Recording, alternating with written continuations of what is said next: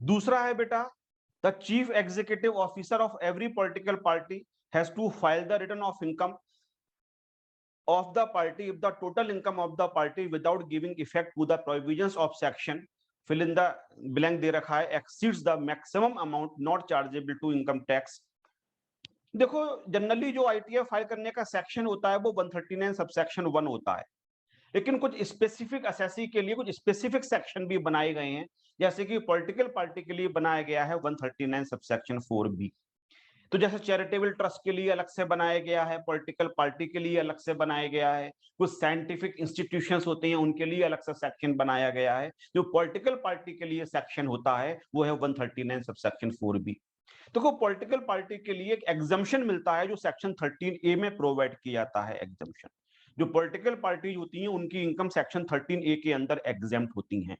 तो जो 13(4)B कहता है वो कहता है कि अगर 13A का एग्जम्पशन देने से पहले पॉलिटिकल पार्टी की इनकम एक्सीड करती है maximum amount which is not chargeable to tax, तब उसको आईटीआर को फाइल करना पड़ेगा।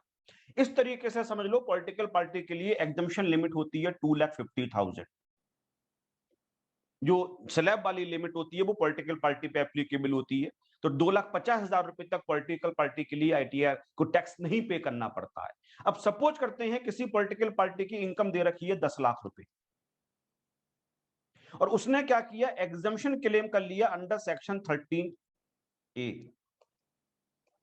अंडर सेक्शन 13A, और 10 लाख का पूरा एग्जम्पशन क्लेम कर लिया, और पॉलिटिकल पार्टी कहती है कि मेरी इनकम निल है, और मेरी इनकम निल है इसलिए मैं आईटीआर फाइल करने के लिए लायबल नहीं।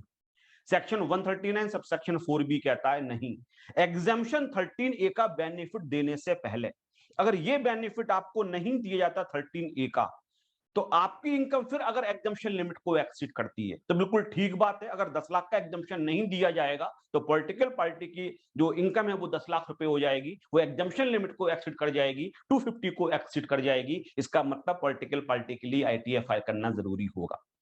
मैं थोड़ा सा और समझाता हूं तो शायद आपको समझ में आ जाएगा। यही बात इंडिविजुअल के लिए लिखी हुई है, एचयूएफ के लिए लिखी हुई है, एओपी बीओआई के लिए लिखी हुई है, एनी अदर जुरिडिकल पर्सन के लिए लिखी हुई है कि इफ 80C टू 80U का बेनिफिट देने से पहले, डिडक्शन 80C टू 80U का बेनिफिट देने से पहले, या एग्जम्पशन 54 टू 54GA का बेनिफिट देने से पहले इनकम एक्सीड करती है एग्जम्पशन लिमिट के लिए, तब उनके लिए आईटीआर फाइल करना जरूरी होता है।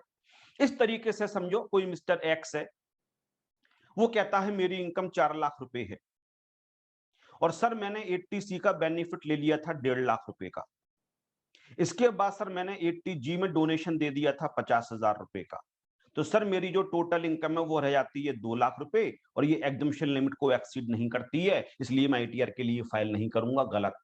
अगर आप सेक्शन 139 सब सेक्शन 1 देखोगे तो उसमें लिखा हुआ है, in case of individual HUF AOP BOI any other juridical person before allowing deduction under section 80C to 80U और एग्जम्पशन अंडर सेक्शन 54, जो 54 है, 54B है, 54EC है, 54F है, तो इसकी इनकम हो जाती 4 लाख रुपीज। अगर ये इसने इन दोनों डिडक्शंस को क्लेम नहीं किया हो जाता, एक 50 और 50 के डिडक्शंस को क्लेम नहीं किया होता, तो इसकी इनकम हो जाती 4 लाख, और 4 लाख एग्जम्पशन लिमिट जो 2,50,000 रुपए है उसको एक्सीड कर रही है, इसलिए इस मिस्टर एक्स के लिए आईटीआर फाइल करना जरूरी होता।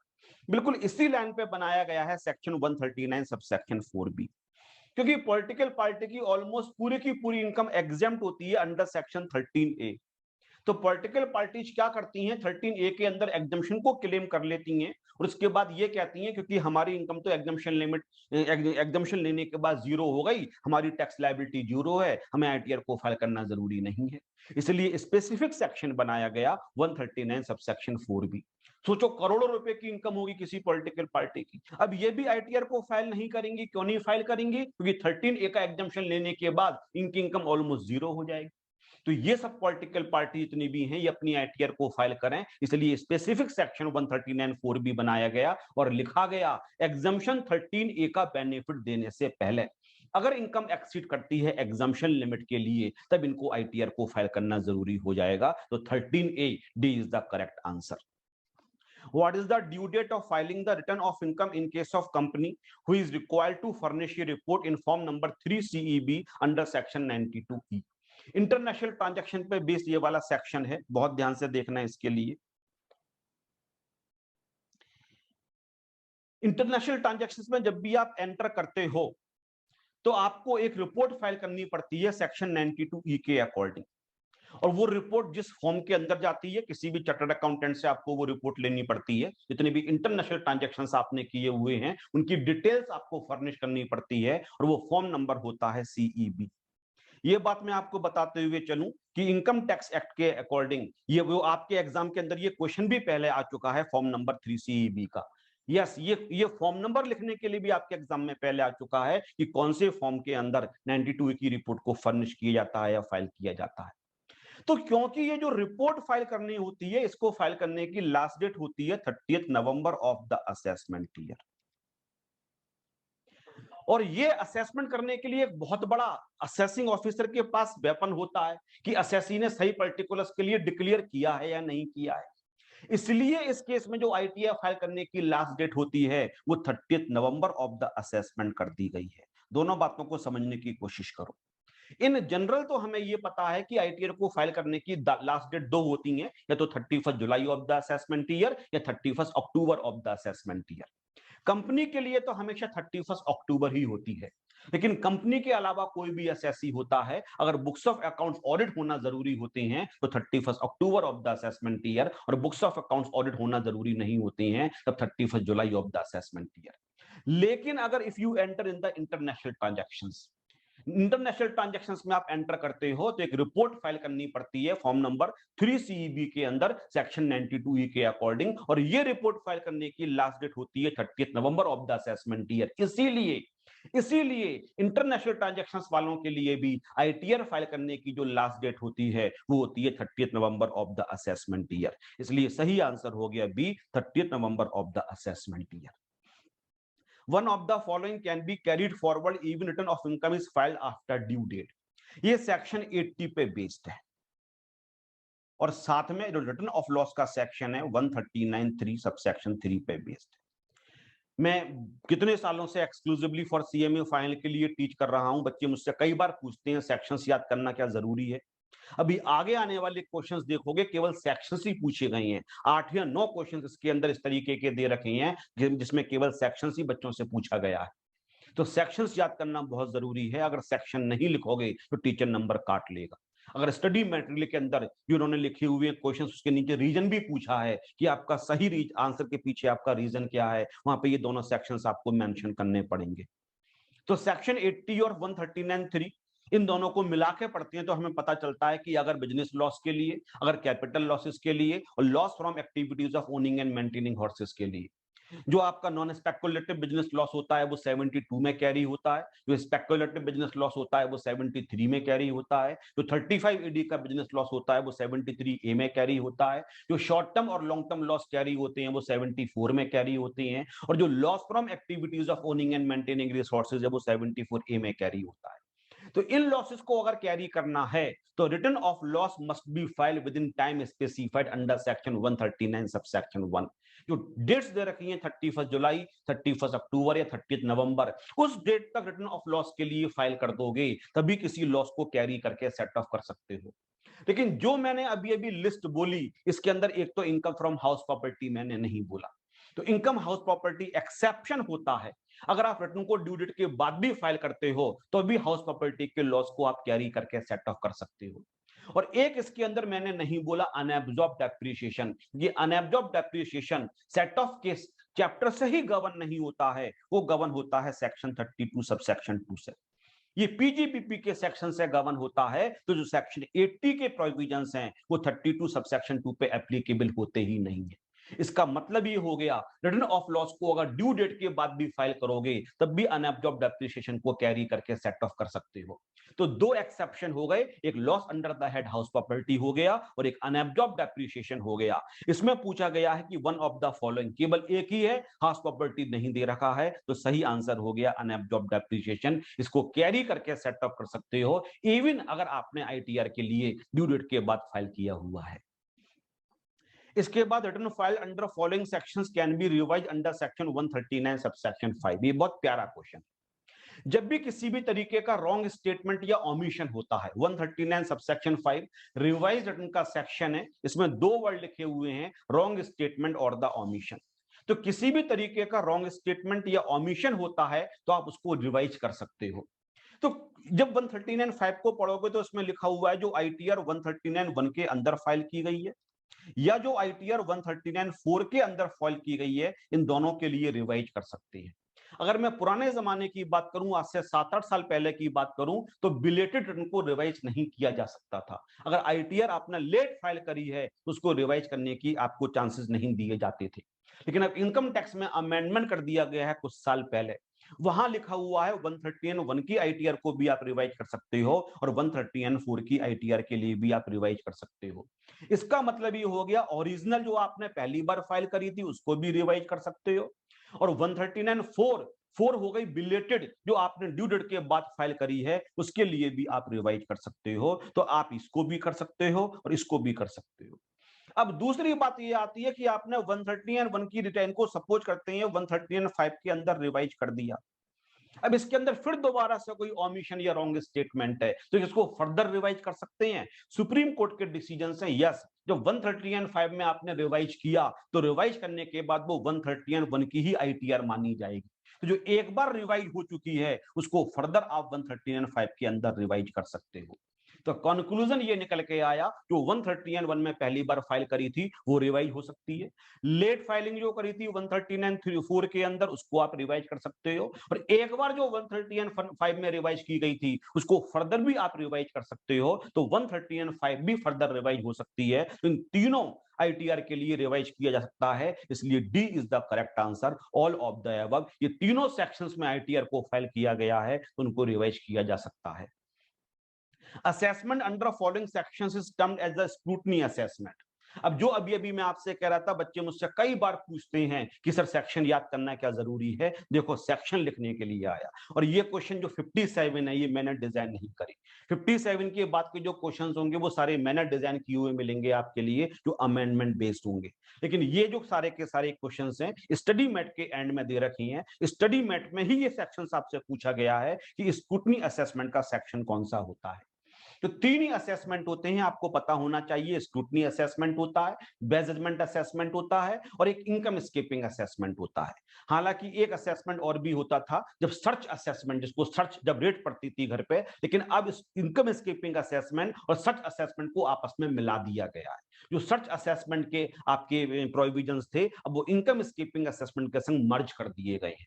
तो अब तीन तरीके के असेसमेंट होते हैं 143 सबसेक्शन 3 के अंदर। 143 सबसेक्शन 3 के अंदर स्क्रूटनी असेसमेंट होता है, 144 के अंदर बेजमेंट असेसमेंट होता है, और 147 के अंदर होता है income escaping assessment and the search assessment. तो यहां पे पूछा गया स्क्रूटनी असेसमेंट का सेक्शन कौन सा होता है, 143 सबसेक्शन 3, इसलिए ए इज द करेक्ट आंसर, क्योंकि 144 तो बेजमेंट असेसमेंट का होता है। Which of the following can be corrected while processing the return of income under section 143 subsection 1? देखो, कोई भी असेसमेंट करने से पहले एक प्रोसेसिंग की जाती है जिसमें 143(1) जिसका सेक्शन होता है प्रोसेसिंग। और ये इतना शानदार सेक्शन है कि हर साल एग्जाम में आता ही आता है। One of the favourite sections of the CMA, जो भी आप एग्जाम पेपर सेट करते हैं उन टीचर्स का ये फेवरेट सेक्शन है 143 सबसेक्शन 1 प्रोसेसिंग। जब आप आईटीआर को फाइल करते हो तो कुछ एडजस्टमेंट्स होते हैं, उन एडजस्टमेंट्स के लिए कर दिया जाता है। वो एडजस्टमेंट्स ऐसे होती हैं जो आईटीआर को देखने से ही पता चल जाती हैं, अच्छा असेसी से गलती हो गई है। तो दो तरीके के मैनिपुलेशंस होते हैं, दो तरीके की गलतियां होती हैं। एक जो हम इंटेंशनली करते हैं, अगर सपोज करते हैं एक सेशन में मुझसे 400 बच्चा पढ़ता है, लेकिन मैं डिस्क्लोज करता हूं 350 बच्चों की फीस। अब ये आईटीआर को देख के पता नहीं चलेगा। असेसिंग ऑफिसर को मेरा बैंक स्टेटमेंट देख के, मेरे एक्सपेंडिचर्स को देख के, मेरे और ट्रांजैक्शंस को देख के ऐसा लगता है बंसल जी की इनकम तो ज्यादा होगी लेकिन डिस्क्लोज कम किया गया है, तो वो मेरा असेसमेंट करेंगे। लेकिन कुछ गलतियां ऐसी होती हैं हम करना नहीं चाहते हैं लेकिन हो जाती है। हो सकता है हमें टैक्स की नॉलेज नहीं होती हो सकता है वो प्रोविजन उस समय हमारे दिमाग से स्लिप हो गया हो सकता है उस समय हमारा माइंड, आदमी गलतियों का पुतला है, गलतियां तो करता रहता है। तो कुछ ऐसी गलतियों को, एडजस्टमेंट्स को देखा गया जो जनरली असेसी से हो जाती हैं, इंटेंशन बुरी नहीं होती है। तो उन एडजस्टमेंट्स के लिए पहले स्टेज जैसे ही आईटीआर फाइल करते हैं उसकी प्रोसेसिंग होती है और वहां पे रेक्टिफाई कर दिया जाता है, और यह माना जाता है यहां असेसी की इंटेंशन बुरी नहीं थी। तो अगर टैक्स बढ़ भी जाता है तो बढ़ा हुआ टैक्स तो वो आपसे मांगते हैं, लेकिन आपसे पेनल्टी नहीं मांगते हैं। वो स्क्रूटनी में आपकी इनकम को बढ़ाया जाएगा, इसका मतलब आपने जानबूझ के अपनी इनकम को कम दिखाया था, वहां तो आपसे पेनल्टी भी ले ली जाएगी। लेकिन प्रोसेसिंग में जो एडजस्टमेंट्स किए जाते हैं, उन एडजस्टमेंट्स के बाद अगर इनकम बढ़ भी जाती है, कम हो जाती है, तो वो आपका टैक्स आपको वापस कर देंगे। बढ़ जाती है तो बता देंगे इतना टैक्स आपका बढ़ गया था, वो इंटीमेशन भेज देंगे, ये टैक्स आप और पे कर दो। तो वो ये पूछना चाह रहे हैं, जब प्रोसेसिंग की जाती है तो कौन कौन से करेक्शंस किए जाते हैं। तो 5 करेक्शंस होते हैं जो किए जाते हैं। उनमें पढ़ते हैं कौन कौन सा है। अर्थमेटिकल एरर डेफिनेटली किया जाता है, एनी एरर गलत। जो 5 लिखी हुई है वही एरर, एनी गलत है, एनी सारी एरर्स को आप प्रोसेस के अंदर सही नहीं करोगे। जो 143(1) में लिखी हुई है केवल उन्हें ही रेक्टिफाई किया जाएगा। एनी मिस्टेक, एरर और मिस्टेक में कोई अंतर नहीं होता है। इन्होंने बस 2 ऑप्शंस बनाने के लिए एक जगह एरर लिख दिया, एक जगह मिस्टेक लिख दिया। एनी क्लेम नहीं, जो क्लेम लिखा हुआ है एक्ट के अंदर केवल वो, बस केवल। तो एक ही आंसर सही है, एनी अर्थमेटिकल एरर। जैसे इसके अंदर और कौन कौन से लिखे हुए हैं, मैं एक आपको और बता देता हूं, आपको समझ में आएगा। अगर इनकम टैक्स में कोई भी आप क्लेम करते हो और जो एक लिमिट से ज्यादा का क्लेम कर लिया, जो स्टैट्यूटरी लिमिट्स होती है उस लिमिट से ज्यादा का क्लेम कर लिया, सपोज करते हैं 80C का आपने 1,60,000 रुपए क्लेम कर लिया, आपने इन्वेस्टमेंट भी 1,60 का किया था, लेकिन आपने सोचा 1,60 का मैंने इन्वेस्टमेंट्स किया हुआ, 1,60 का मैं क्लेम कर लेता हूं, लेकिन 80C की लिमिट लगी हुई है 1,50,000 रुपए की, ज्यादा कर ही नहीं सकते। चीटिंग तब होती जब आपने 1,30,000 रुपए का इन्वेस्टमेंट किया होता और क्लेम कर लिया होता 1,50 का, ये स्क्रूटनी का सब्जेक्ट मैटर होता। वो कह रहे हैं नहीं, हमें पता है एसएससी ने 1,60 का इन्वेस्टमेंट्स किया है, उसको ऐसा लगता है कि हाँ जितना भी इन्वेस्टमेंट्स होता है वो हम माइनस कर सकते हैं, लेकिन 80C की लिमिट लगी हुई है 1,50,000 की, 1,50,000 से ज्यादा का नहीं होगा। तो ये वाला जो एडजस्टमेंट होता है ये भी प्रोसेसिंग में सही कर दिया जाता है। इसको वो बेईमानी नहीं बोलेंगे, बोलेंगे हाँ भाई साहब आपने 160 का किया होगा, लेकिन आपको टैक्स के प्रोविजंस नहीं पता है, 150 लिमिट लगी हुई है, उससे ज्यादा का नहीं मिलेगा। तो इसको कहा जाता है कोई भी ऐसा डिडक्शन या क्लेम जो एक लिमिट से ज्यादा का अलाउ नहीं है और लिमिट से ज्यादा का आपने क्लेम कर रखा है। तो अगर वो यहां पे लिखा होता तो वो भी सही आंसर बन जाता, लेकिन यहां पे केवल एक ही सही आंसर है, अर्थमेटिकल एरर। अगर आपने जोड़ने घटाने में, प्लस करने में, माइनस करने में, मल्टीप्लिकेशन में, डिवाइड करने में किसी भी तरीके की मिस्टेक करी हुई है तो वो आपकी प्रोसेसिंग में ही सही कर देंगे, और टैक्स कम होगा तो आपको वापस कर देंगे, और टैक्स आपका बढ़ जाएगा तो आपको एक नोटिस भेज देंगे, इंटीमेशन भेज देंगे कि वो आप पे कर दीजिए। इसी पे बेस देखो तुरंत क्वेश्चन मिल गया, intimation under section 139(1) can be send with in a period of. अब ये आपके लिए अमेंडमेंट है बहुत बड़ा, अमेंडमेंट बाई फाइनेंस एक्ट 2021। जो फाइनेंस एक्ट आपके एग्जाम के लिए एप्लीकेबल है उस पे बेस ये अमेंडमेंट है, उसके एग्जाम में आने के चांसेस 100%, ये पेपर में आएगा ही आएगा, क्योंकि इसको चेंज किया गया है 143 सब सेक्शन 1 के लिए। जब वो प्रोसेसिंग में आपकी जो एडजस्टमेंट्स होते हैं उसके लिए कर देते हैं, तो उस एडजस्टमेंट्स के बाद या तो आपकी इनकम एनहेंस कर जाएगी या रिड्यूस कर जाएगी। तो आपको बताएंगे तो वो इंटीमेट तो करेंगे। अगर आपकी इनकम कम हो गई होगी, आपका टैक्स कम हो गया होगा तो आपको रिफंड देंगे। अगर आपकी इनकम बढ़ गई होगी, अल्टीमेटली टैक्स भी एनहेंस कर गया होगा, तो आपसे वो डिमांड करेंगे भेजो। उसके लिए एक इंटीमेशन सेंड किया जाता है, जिसको कहा जाता है intimation under section 143 sub section 1। तो वो 9 मंथ्स के अंदर, जिस ईयर में आईटीआर को फाइल किया गया था उसके एंड से 9 मंथ्स के अंदर, पहले यहां पे लिखा हुआ था 1 साल, 1 साल के अंदर भेजना जरूरी होता है, लेकिन अब 1 ईयर को कर दिया गया है 9 मंथ्स। ये बहुत बड़ा अमेंडमेंट है और इन्होंने अभी तक इसको रेक्टिफाई नहीं किया। इन्होंने यहाँ पे ईयर के बेस पे ही दे रखा है, यहाँ ईयर नहीं आना चाहिए, मंथ्स आना चाहिए। तो यहाँ पे करेक्ट आंसर नहीं दे रखा है, क्योंकि उन्होंने पुराने वाले क्वेश्चन को ही कट पेस्ट कर दिया। अब इसका सही आंसर हो जाएगा 9 मंथ्स, और एग्जाम में जरूर आएगा और आपको 9 मंथ्स लिख के आना पड़ेगा। इसके बाद दूसरा क्वेश्चन है नोटिस अंडर सेक्शन 143 सबसेक्शन 2, और ये भी अमेंडेड है, ये भी बिल्कुल लेटेस्ट अमेंडमेंट है। ये दोनों क्वेश्चन तो मैं सोच रहा था कि मैं जब खुद डिजाइन करूंगा क्वेश्चंस तो बच्चों को ये दोनों क्वेश्चंस दूंगा, लेकिन उन्होंने ये क्वेश्चंस आपके लिए दे रखे हैं। जब स्क्रूटनी असेसमेंट किया जाता है 143 सबसेक्शन 3 के अंदर, देखो मैंने यहाँ पे बताया था, तो जहां से भी आप पढ़ रहे हो, मुझसे या कहीं और पढ़ रहे हो, तो आपके रेस्पेक्टिव टीचर ने बताया होगा कि असेसमेंट शुरू करने से पहले 142 के अंदर नोटिस सेंड किया जाता है। इस नोटिस में एसएससी से कहा जाता है अपनी आईटीआर के सपोर्ट में जो भी आपके पास एविडेंसेस हैं, बुक्स और डॉक्यूमेंट्स हैं, उनको आप एक स्पेसिफिक डेट पे फर्निश करो, जिसके बेस पे हम असेसमेंट पूरा करेंगे। तो ऑर्डर निकल के आता है 143 सबसेक्शन 3 के अंदर और नोटिस जाता है 143 सबसेक्शन 2 के अंदर। तो क्वेश्चन ये है कि जो नोटिस है उसके भेजने का टाइम पीरियड क्या होता है। तो ये जो टाइम पीरियड था इसको अब 3 मंथ्स कर दिया गया है। ये सही इन्होंने डिजाइन किया हुआ है 3 मंथ्स। पहले अलग टाइम होता था, वो टाइम मैं नहीं बोलूंगा जिससे कि आपको कंफ्यूजन नहीं हो, लेकिन अब जिस ईयर में आईटीआर को फाइल किया गया था उसके एंड से 3 महीने के अंदर ही स्क्रूटनी का नोटिस भेजा जाएगा। तो 8th और 9th ये 2 क्वेश्चंस आते हैं, इसके आने के चांसेस जबरदस्त, बहुत सीरियसली आप कर लेना, ये दोनों के दोनों अमेंडमेंट्स है। ऊपर वाला तो क्वेश्चन ही गलत डिजाइन है, करेक्ट आंसर दे नहीं रखा है। सेकंड वाला आपके बुक में भी सही आंसर दे रखा है, 3 months is the correct answer. इसके बाद इनकम स्केपिंग असेसमेंट पे देखो, बहुत सारे बच्चे ऐसे भी हैं जो मुझसे पढ़ते हैं। मैंने जब सिलेबस शुरू किया था तो मैंने इसी टॉपिक से शुरू किया था, filing of return and assessment procedure. मुझे पता है कि एग्जाम में इस चैप्टर से बहुत ज्यादा आता है। थियोरेटिकली भी पूछते हैं, डेट्स पे भी बेस पूछते हैं, एमसीक्यू भी पूछते हैं, ट्रू फॉल्स भी पूछते हैं, इसलिए मैं सिलेबस ही हमेशा इस टॉपिक से शुरू करता हूं। The objective of carrying out assessment under section 147 is to bring under the tax net। तो 147 का नाम ही होता है इनकम स्केपिंग असेसमेंट। जो इनकम स्केप कर गई थी असेस होने से, आपने आईटीआर को फाइल किया और उसको पता नहीं चला कि आपकी इनकम कम या ज्यादा है, उस समय उसने असेसमेंट नहीं किया और बाद में पता चलता है कि आपकी इनकम तो आपने जो शो करी थी वो गलत शो करी थी और हम असेस नहीं कर पाए थे, असेस करने से बच गई थी, असेस करने से स्किप कर गई थी, तो वो आपका कर सकता है इनकम स्केपिंग असेसमेंट। आपने आईटीआर को फाइल किया था, उसने एक बार आपका स्क्रूटनी असेसमेंट किया था, लेकिन बाद में पता चलता है कि आपकी तो और भी इनकम थी जो स्क्रूटनी के समय असेस होने से बच गई थी, तो वो आपका कर सकता है इनकम स्केपिंग असेसमेंट।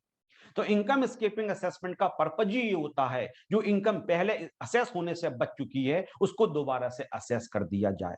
तो the objective of carrying out assessment under section 147 is to bring under the tax any money, bullion, jewellery, valuable trade which are undisclosed, ये गलत आंसर है, income which has escaped assessment. जो assessment से income बच गई थी उसको दोबारा से असेस करने के लिए जो असेसमेंट होता है that is called the income escaping assessment. अब आता है मैट पे बेस्ड क्वेश्चन, कंपनी के असेसमेंट पे based question. As per section 115 JB, every tax payer being a company is liable to pay MAT, MAT का मतलब minimum alternate tax, if the income tax payable on the total income computed as per the provisions of the income tax act in respect of any year is less than 15% is the correct answer. लेकिन यहां पे 15% of book profit लिखना चाहिए था, तब आपका सही question बनता। ये क्वेश्चन गलत डिजाइन है, 15% से नहीं आएगा, 15% ऑफ बुक प्रॉफिट लोगोगे तब आपका निकल के आएगा। जिन्होंने कंपनी का असेसमेंट किया है वो मेरी बात समझ रहे होंगे।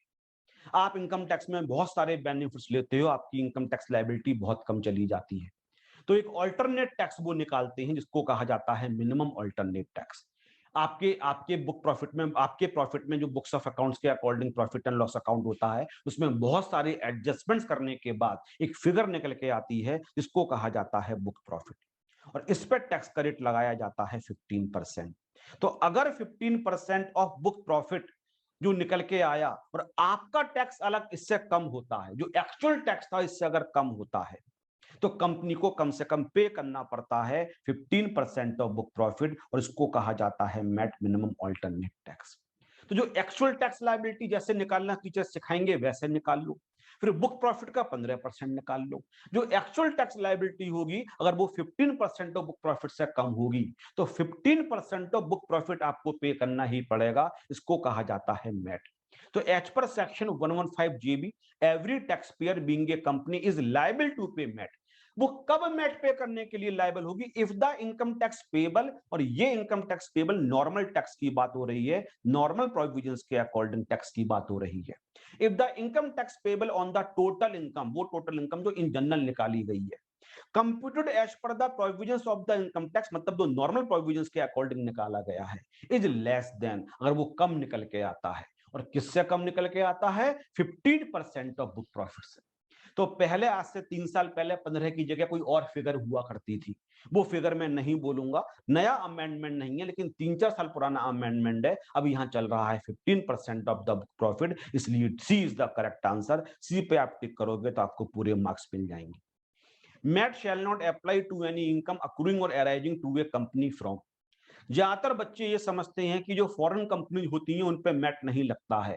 हालांकि यहाँ पे फॉरेन कंपनी नहीं लिखा हुआ है, लेकिन अगर यहाँ पे फॉरेन कंपनी लिख दिया जाता तो मैक्सिमम बच्चे ये समझते हैं फॉरेन कंपनीज पे मैट नहीं लगता है, जो कि सोचना गलत है।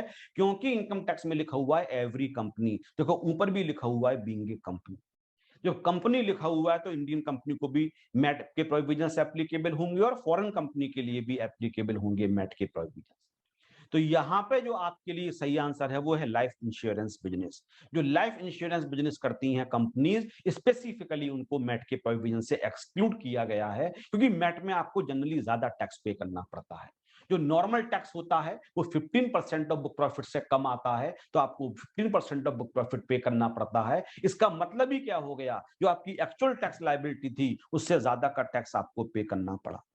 तो उससे ज्यादा का टैक्स आपके लिए पे करना पड़ा, इसीलिए आपके लिए एक तरीके से नुकसान हो रहा है। तो लाइफ इंश्योरेंस बिजनेस को एक रिलीफ दिया गया है, उनके ऊपर मैट के प्रोविजन से एप्लीकेबल नहीं होते। फिर मैट का नेक्स्ट क्वेश्चन डिजाइन किया है, book profit of for the purposes of the section 115 JB means net profit. मैंने कहा था जो आपको नेट प्रॉफिट दे रखा होता है उसके अंदर बहुत सारे एडजस्टमेंट्स करने पड़ते हैं, कुछ प्लस वाले आइटम्स होते हैं, कुछ माइनस वाले आइटम्स होते हैं, उसके बाद जो निकल के आता है उसको कहा जाता है बुक प्रॉफिट। तो पूछ रहे हैं book profit for the purpose of section 115 JB means profit as shown in the statement of the profit and loss account. अब ये प्रॉफिट एंड लॉस अकाउंट कैसे प्रिपेयर किया गया हो, कौन सा प्रॉफिट एंड लॉस अकाउंट होना चाहिए। तो कंपनीज एक्ट 2013 के जो आपका शेड्यूल थर्ड दे रखा है,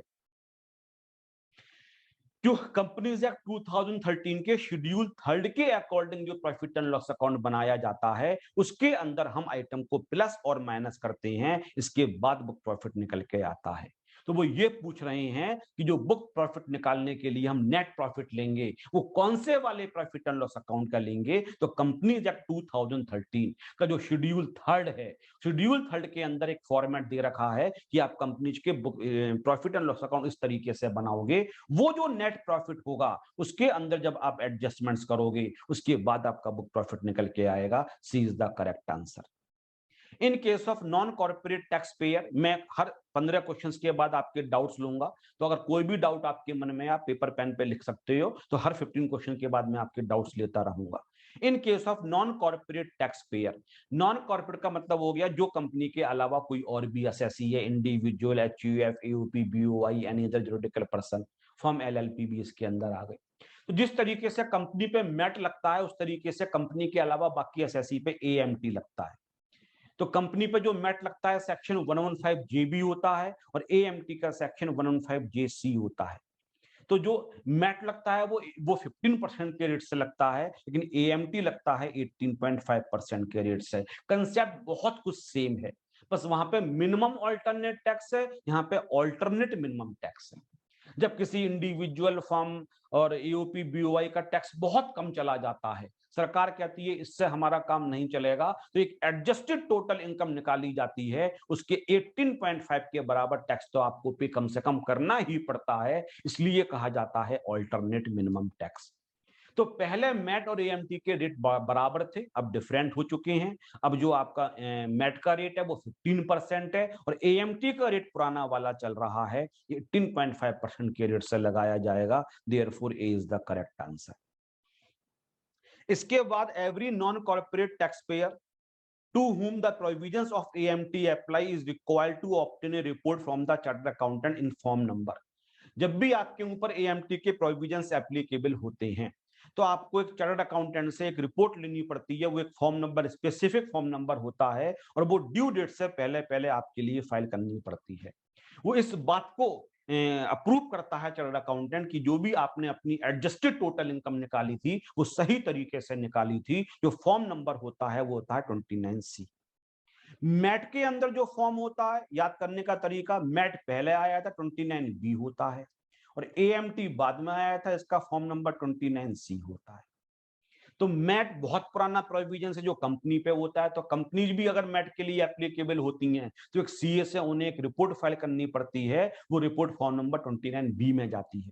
और अगर कंपनी के अलावा कोई एसएससी है तो एएमटी के प्रोविजन से एप्लीकेबल होंगे, और एएमटी के केस में आपको जो सीए से रिपोर्ट लेनी पड़ेगी वो 29C में लेनी पड़ेगी। तो यहाँ पे एएमटी लिखा हुआ है, इसलिए D is the correct answer. Every company to whom the provisions of MAT apply is required to obtain a report from a chartered accountant form number। देखो मैंने पहले ही बता दिया 29B will be the correct answer। यहाँ पे 29B आ जाएगा, C is the correct answer। While computing book profit under section 115JB, one of the following is required to be reduced from the net profit। तो जब आपके teacher ने आपको पढ़ाया होगा 115JB के अकॉर्डिंग बुक प्रॉफिट, मतलब मेट के अकॉर्डिंग बुक प्रॉफिट निकाला जाता है, तो बहुत सारे आइटम को प्लस किया जाता है, जिनको प्लस आइटम्स कहते हैं, बहुत सारे आइटम्स को माइनस किया जाता है। तो इस क्वेश्चन में वो आपसे ये पूछना चाहते हैं कि इसमें से कौन सा आइटम माइनस किया जाता है। तो जो माइनस, जो मुझे देख के समझ में आ रहा है, वो माइनस होता है brought forward business loss as per books. Income tax act नहीं, इनकम टैक्स वाला अलग होता है, जो बुक्स वाला लॉस होता है। और unabsorbed depreciation as per books. Income tax वाला अनएब्जॉर्ब डेप्रीशिएशन नहीं, जो आपने प्रॉफिट एंड लॉस अकाउंट बनाया होगा कंपनी एक्ट के अकॉर्डिंग वो वाला। इन दोनों में जो लोअर होता है, ये बहुत बार पेपर में आता है, ये एमसीक्यू आप ढंग से कर लेना, पेपर में कई बार आ चुका है ये वाला। जब मैट, मैंने तो अभी अपने बैच में मैट नहीं करवाया है, बहुत जल्दी में करवाने वाला हूं मैट, बस पीजीबीपी खत्म होते ही मैट करवाऊंगा मैं। तो इन दोनों में जो भी लोअर होता है वो माइनस किया जाता है। तो ये इनकम टैक्स वाला नहीं, आपको चार दे रखे होंगे, बिजनेस लॉस इनकम टैक्स वाला भी दे रखा होगा और लॉस अकाउंट्स वाला भी दे रखा होगा, अनएब्जॉर्ब डेप्रिसिएशन इनकम टैक्स वाला भी दे रखा होगा और अकाउंट्स वाला भी दे रखा होगा। जब हम इनकम टैक्स के अकॉर्डिंग निकाल रहे होंगे तो इनकम टैक्स वाले लॉसेस देखेंगे, जब हम मैट निकाल रहे होंगे तो हम बुक्स वाले लॉसेस देखेंगे। तो सही आंसर हो गया आपके लिए C, book brought forward loss और unabsorbed depreciation whichever less as per the books of account. देखो जो मैंने लिखा बिल्कुल सही लिखा हुआ है, C is the correct answer.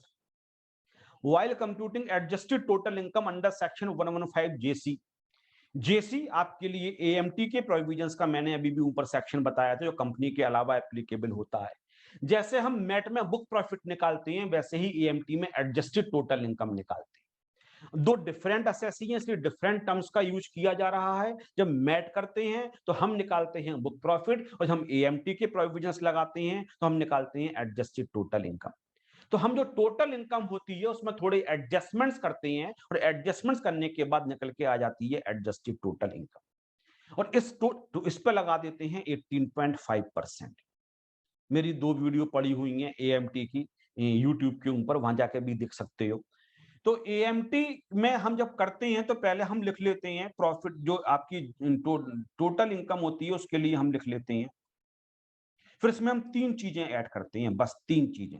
Mat निकालते समय तो बहुत सारी चीजें ऐड की जाती हैं, लेकिन एएमटी निकालते समय केवल 3 चीजें ऐड करते हैं। एक तो हम 10AA ऐड करते हैं अगर बेनिफिट दिया गया है। एक अगर 35 एडी का बेनिफिट दिया गया था, 35 एडी जो स्पेसिफाइड बिजनेस का रिडक्शंस मिलता है कैपिटल एसेट्स का, वो बेनिफिट हम दिया गया तो ऐड कर देते हैं। और एक हम करते हैं reductions 80H to 80 RRB except 80P। 80P corporate societies को मिलती है, बस इस डिडक्शन को छोड़कर जितनी भी 80H से लेके 80 RRB की डिडक्शंस होती हैं, 80IA हो गया, 80IAB हो गया, 80IBC हो गया, 80ID हो गया, 80ID हो गया, E हो गया, IE, तो जितनी भी डिडक्शंस होती हैं RRB तक जो रॉयल्टी वाली होती है, इन सबको, इन तीनों चीजों को ऐड करने के बाद निकल के आती है एडजस्टेड टोटल इनकम, जिसपे हम लगाते हैं 18.5%। तो यहाँ पे ये लिखा हुआ है कि एडजस्टेड टोटल इनकम निकालने के लिए टोटल इनकम में क्या क्या ऐड करना पड़ता है। तो इन तीनों को करते हैं, हम सही आंसर ढूंढते हैं। रिडक्शन अंडर सेक्शन 6 थे, गलत आंसर है। 6A का मतलब तो हो गया 80C से लेके 80U तक सारी नहीं, हम केवल और केवल 80S से 80 RRB के लिए ऐड करते हैं, इसलिए A is the wrong answer. Reduction claim under section 80P is गलत आंसर। क्यों? 80P का तो बेनिफिट दे रहे हैं, उसको तो हमने एक्सेप्ट 80P में डाल दिया है। Deduction claim under section 80H to 80 RRB भी गलत आंसर है, क्योंकि इसके अंदर 80P भी आ गया और 80P को हम एड बैक नहीं करते हैं, 80P का बेनिफिट दिया जाता है। Deduction claim under section 80H to 80 RRB other than section 80P, D is the correct answer. और इस क्वेश्चन के आने के भी बहुत चांसेस हैं, इसको सीरियसली कर ले। MAT credit can be carried forward and set off for 15 years B, और ये पेपर में कई बार आ चुका है। एएमटी भी 15 साल तक कैरी होता है और मैट भी 15 साल तक कैरी होता है। जैसे कि आपका जो नॉर्मल टैक्स था वो निकल के आया आपका 20,000, और जब आपने मैट निकाला तो वो निकल के आया आपका 25,000। सरकार कहती है अगर आपका normal tax 15% of book profit मतलब मैट से कम निकल के आएगा तो मैट तो पे करना ही पड़ेगा, तो आपने पे कर दिया। पेबल नहीं लिखना चाहिए, पेड लिखना चाहिए, यहाँ पे आपने पेड कर दिया और वो पे कर दिया आपने 25,000 रुपए। अब आप रो रहे हो कि मेरे तो 5,000 रुपए ज्यादा चले गए। सरकार कहती है कोई बात नहीं, देश को पैसे की जरूरत थी, आपने इतने बड़े बड़े बेनिफिट लेके अपना टैक्स इतना कम कर लिया और हमें 25 की रिक्वायरमेंट थी, हमने 25 आपसे ले लिए। आपने कहा हमारा टैक्स तो लेकिन टैक्स के अकॉर्डिंग 20 था, वो तो ऑल्टरनेट सिस्टम लगा के आपने हमसे ज्यादा ले लिया। नॉर्मल प्रोविजंस के अकॉर्डिंग तो हमारा 20 था। सरकार कहती है चिंता मत करो, रो मत, जो भी एक्सेस में पे किया उसको बोल दो मैट क्रेडिट, और वो हो जाएगा 5,000। और जिस साल भी नॉर्मल टैक्स मैट से ज्यादा होगा, सपोज करते हैं अगले साल नॉर्मल टैक्स तो 30,000 रुपए निकल के आया और ये निकल के आया केवल 22,000, मैट 22 निकल के आया, नॉर्मल टैक्स 30 निकल के आया। अब सरकार कहती है अब तुम्हारा नॉर्मल टैक्स ज्यादा है तो हम यहां से 5,000 रुपए माइनस कर देंगे, जो हमने उस समय ज्यादा लिए थे, आप हमें केवल 25,000 रुपए पे कर दो। इसको कहा जाता है मैट क्रेडिट, और यही एएमटी क्रेडिट होता है। जिन्होंने मैट और एएमटी कर रखा है उनको और ज्यादा समझ में आ रहा होगा। तो ये 15 साल तक कैरी हो सकता है, जो ये 5,000 रुपए क्रेडिट था ये 15 साल तक कैरी हो सकता है। 15 साल के अंदर सेट ऑफ हो गया तो अच्छी बात, अदरवाइज में लेफ्ट कर जाएगा, उसके बाद आप कैरी नहीं कर सकते हो। इसके बाद ये क्वेश्चन बहुत ज्यादा स्पेशल है। डोमेस्टिक कंपनी पे जो टैक्स का रेट होता है वो 30% होता है, लेकिन कुछ केसेस में 25% भी लगाया जाता है। तो ये अब एक क्वेश्चन बन गया, पिछले 5-6 सालों से ये क्वेश्चन पेपर में बहुत आने लगा है, क्योंकि 5-6 साल पहले तक एक ही रेट होता था 30%। लेकिन जेटली साहब ने कहा हम कॉर्पोरेट टैक्सेशन के लिए कम करेंगे, हम कॉर्पोरेट टैक्सेशन कर रहे हैं आपके लिए 25%। तो 30% की जगह कुछ कंपनीज पे, जो छोटी कंपनीज होती हैं, उस पर लगाया जाता है 25%। तो 25% कब लगाया जाता है? सपोज करते हैं हमारा प्रीवियस ईयर 21-22 है, तो एक छोड़ के उससे पहले वाला देखो, तो इसमें प्रीवियस ईयर 20-21 को छोड़ दो आप, इससे पहले वाला देखो 19-20। 19-20 में turnover does not exceed 400 crore. अगर ये क्वेश्चन तो हर बच्चों को समझ में आना चाहिए, चाहे आप टैक्स कहीं से भी पढ़ रहे हो, चाहे आपने कंपनी का टैक्सेशन किया है या नहीं किया है। अगर 19-20 का टर्नओवर आपका 400 करोड़ को एक्सीड नहीं कर रहा होगा, तो 21-22 में जो आप पे टैक्स का रेट लगाया जाएगा वो 30% नहीं लगाया जाएगा, वो रेट आप पे 25% लगाया जाएगा। रीजन मैं अभी समझाऊंगा आपके लिए, जो रीजन आपको पता नहीं होगा, लेकिन पहले सही आंसर देख लेते हैं। Generally, a domestic company is taxable at the rate of 30%. However, in one circumstances, it is taxable at the rate of 25%, where its total turnover or gross receipts during the previous year 1920 is the correct answer. इन्होंने हमसे ये नहीं पूछा हम किस previous year की बात कर रहे हैं, बाय डिफॉल्ट हमारा प्रीवियस ईयर 21-22 है, हम 21-22 के अकॉर्डिंग ही आंसर के लिए निकाल लेते हैं, और 21-22 के अकॉर्डिंग जो आंसर निकल के आएगा वो हमें 19-20 का देखना पड़ेगा। तो 19-20 का अगर 400 करोड़ को एक्सीड नहीं करता है तो ये वाला हमारा सही। बाकी तीन तो वैसे ही आपके गलत हो गए, क्योंकि 50 करोड़ 250 करोड़ ये फिगर तो अब चेंज हो चुकी हैं, तो ये तो वैसे ही गलत हो गए 400। अब एक छोटी सी बात में, चलो आंसर तो मैंने सही बता दिया, लेकिन डिस्कशन करने के लिए मैं कहता हूं 20-21 क्यों देखते हैं, नहीं देखते हैं, 19-20 क्यों देखते हैं। अगर 20-21 देखेंगे तो 31 मार्च को, अब जैसे 20-21 की 31 मार्च 21 आ गई, अब आपको क्या पता 20-21 का कितना टर्नओवर है? वो तो ऑडिट करने के बाद पता चलेगा ना कितना टर्नओवर रहा। ये मत समझना कि जैसे ईयर खत्म हो गया आपको टर्नओवर पता चल गया, इतने सारे अकाउंट्स होते हैं, इतने सारे ट्रांजैक्शंस होते हैं। तो 19 20 21 का कितना एक्चुअली में टर्नओवर रहा, ये निकालने में भी 3-4 महीने लग जाएंगे। जब अपने बुक्स ऑफ अकाउंट को ऑडिट करवाओगे तब एग्जैक्टली जाके पता चलेगा कि आपका टोटल टर्नओवर कितना हुआ था। अब 20-21 के बेस पे आप 21-22 का रेट डिसाइड करोगे और 21-22 में कंपनी के लिए एडवांस टैक्स पे करना है। अब 15 जून एडवांस टैक्स पे करने की पहली इंस्टॉलमेंट होती है 15 जून ऑफ प्रीवियस ईयर। अब 15 जून 21 तक कंपनी के लिए क्या करना है, अपना एडवांस टैक्स पे करना है। अब कंपनी को यही नहीं पता कि हम पे टैक्स का रेट 30% लगेगा या 25% लगेगा। कंपनी परेशान कि जो एडवांस टैक्स पे किया जाए वो 30% 25%, क्योंकि अभी तक ये डिसाइड ही नहीं हुआ है 15 जून तक तो कि 20-21 का टर्नओवर कितना था। तो क्योंकि 21-22 में हमें फ्रॉम द वेरी बिगिनिंग पता होना चाहिए कि हमारे ऊपर टैक्स का क्या रेट लगेगा, इसलिए हम इमीडिएटली पहले वाले प्रीवियस ईयर का टर्नओवर नहीं देखते हैं, बल्कि उससे पहले वाले प्रीवियस ईयर का देखते हैं। तो 19-20 का टर्नओवर अगर 400 करोड़ को एक्सीड नहीं कर रहा होगा तो हम ये मान लेंगे ये बहुत बड़ी कंपनीज नहीं है, हम टैक्स में इसके लिए बेनिफिट दे देंगे और इससे जो टैक्स का रेट लगाएंगे वो 30 की जगह 25% लगाएंगे। तो आई होप अब गलती नहीं करोगे, 21-22 के लिए रेट टर्नओवर देखोगे 19-20 का एक छोड़ के, उससे पहले वाला हमेशा देखा जाता है।